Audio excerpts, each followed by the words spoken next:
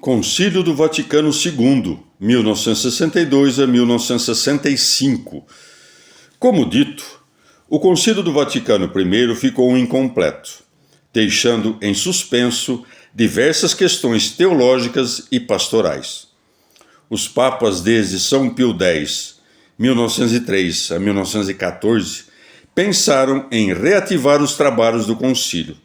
Todavia, as circunstâncias não favoreciam tarefa de tal envergadura.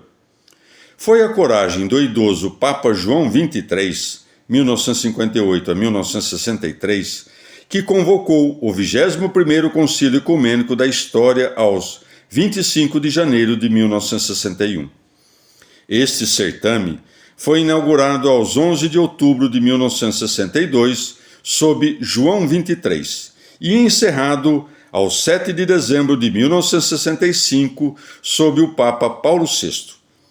Tinha em mira, de modo geral, realizar o agiornamento ou a atualização da Igreja numa época em que os costumes e as mentalidades evoluem com rapidez surpreendente.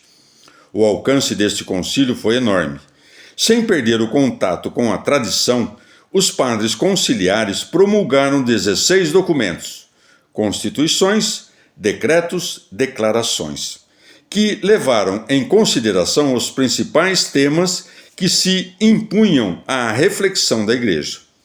O concílio teve índole eminentemente pastoral, isto é, visou a vida cristã e a sua disciplina, em vez de se voltar para definições de fé ou de moral.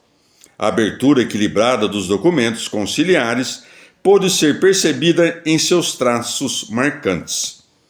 1. Renovação da liturgia, que deveria ser celebrada em estilo mais comunitário e acessível aos fiéis. 2. Reafirmação da Igreja como sacramento, estruturado por Pedro e a hierarquia, sem deixar de responsabilizar, na medida precisa, todo o povo de Deus. 3. Abertura para os demais cristãos, protestantes, ortodoxos e outros, que não se acham em plena comunhão com a Igreja de Cristo, entregue a Pedro e seus sucessores. 4. Declaração sobre as religiões não cristãs, nas quais os padres conciliares realçaram a existência de elementos positivos. 5. Declaração sobre a liberdade religiosa, que significa o direito inerente a todo homem de formar livremente a sua consciência diante de Deus e da fé. 6. Tomada de posição da Igreja frente às diversas facetas que o mundo de hoje lhe apresenta: família, comunidade política, economia, cultura, paz e guerra. Em síntese, pode-se dizer que o Concílio do Vaticano II foi uma das mais significativas realizações da Igreja nos tempos modernos, portadora de amplas consequências, das quais algumas foram menos felizes em virtude de falsa compreensão dos textos e da mente dos padres conciliares.